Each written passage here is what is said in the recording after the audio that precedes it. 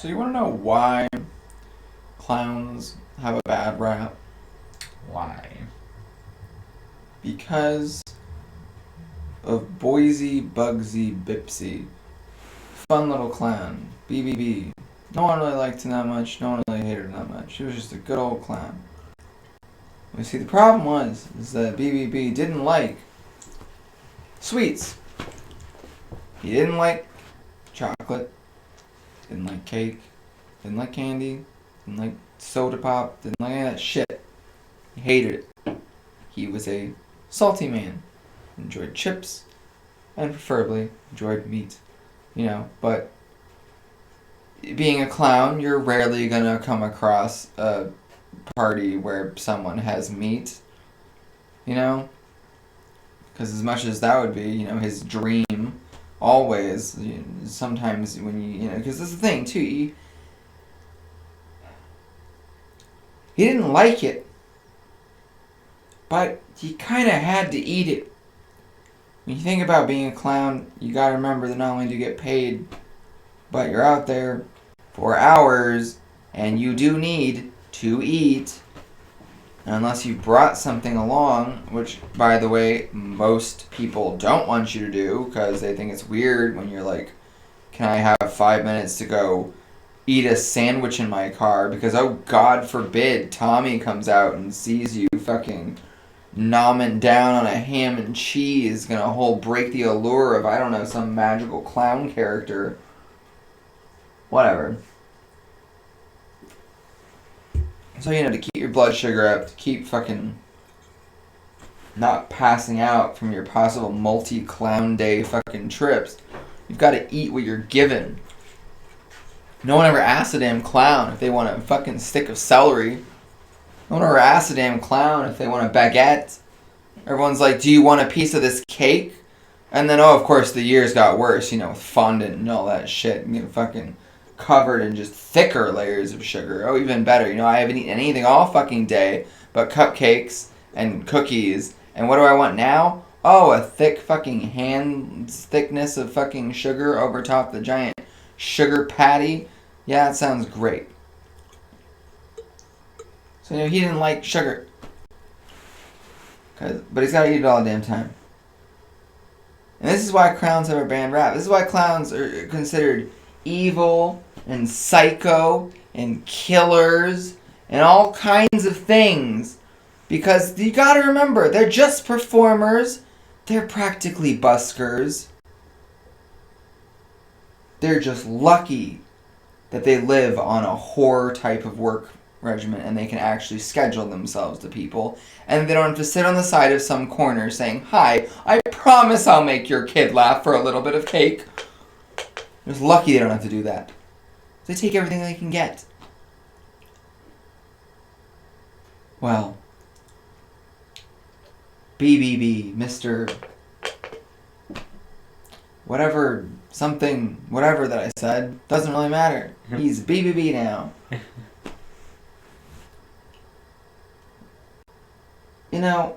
He was really happy. He'd been having a slight lull in work. He really needed a good pickup, and he was really sick of running so many just parties after parties after parties. A lot of them only want you there for 20 or 30 minutes. He would sit at home and hear about the wonders of other jobs, similar types of jobs, similar entertainment jobs in a way. You've got your clowns in the circus. Well, they get to go all night. They get to go all night doing one thing. And you've got your completely opposite, but interesting to the clown who did not pick that line of work. You've got wedding planners. Another wonderful thing. Not only do they get to sit there for the entire wedding, they get to indulge in the food, which is not sugar. So that must be nice. You think about these things. Mainly the food. And he was kind of getting sick of it. It had been about 15 layers of red velvet cake too much for him to take in his life. If you bled him, you'd find sprinkles. And he was scared of that fact. It was the only thing he could eat half the time. So one day, it was like goddamn royalty came knocking at his door. For some reason, someone contacted him. BBB, little man that he was, contacted him to come to their rich person party. A rich person party. A rich kid's birthday, maybe. It didn't really matter. It didn't say what it was. It just said they needed a clown. 1 to 3 to 5.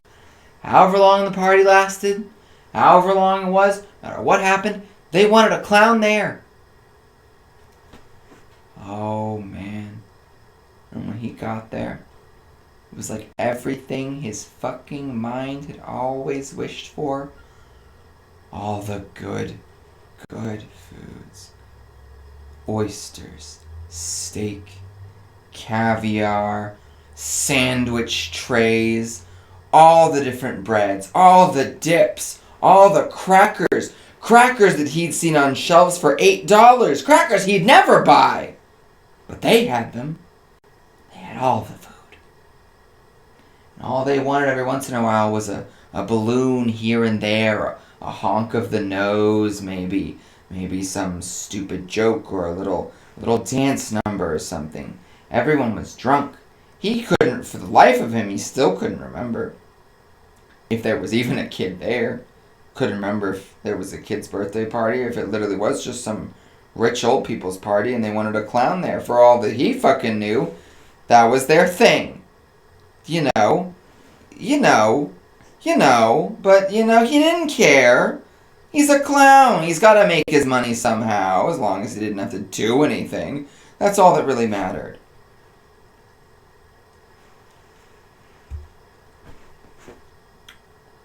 Well, apparently these people just loved clowns because they just kept praising him, kept thanking him, kept taking pictures with him, kept his wonderful enjoyment, asking him how much he liked the food, and then telling him to try other things that seemed to keep coming out of fucking nowhere. So many things, so many mixes of foods, mixes of cuisines. He wondered, it was still early in the whatever it was party. Maybe there'd be a nice meat entree. Like a thick meat entree. Like, rich people love steaks, right?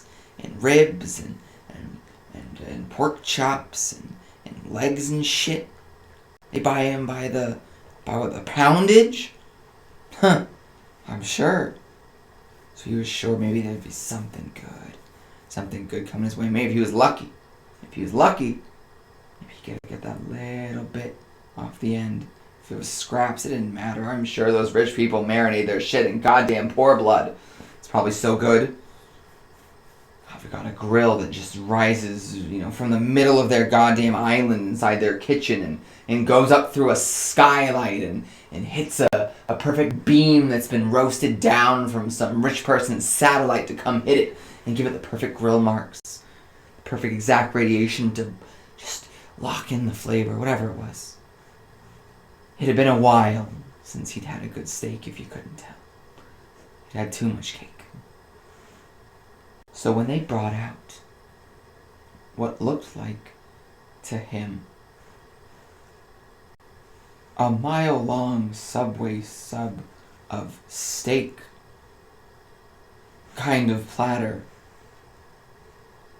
and asked him to be the first one to pick his own steak, sit there at the front table, cut it up, take a bite, tell everyone what he thought, probably end it with a laugh or some little honk on the nose or something like that.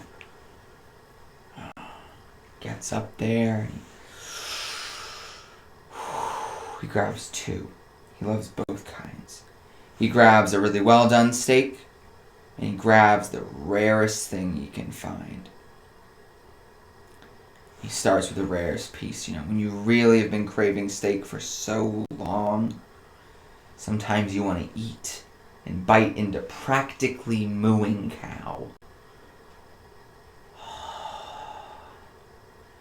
The rosemary encrusted. Bits of lemon and pepper. It was just so good. Oregano cutting through the Worcestershire, whatever it was that he did, it was just so good. It was the salt from the Himalayas, it didn't matter. Oh, it was so good. Oh, the flavors as they dripped all over his face. He lost himself in that steak for a moment. Lost himself as it dripped all over his face. Didn't care as they'd been doing the entire night before. Took a happy little photo of him enjoying his steak. A big grin on his face and red rare blood dripping down his lips. He enjoyed that night. Real well.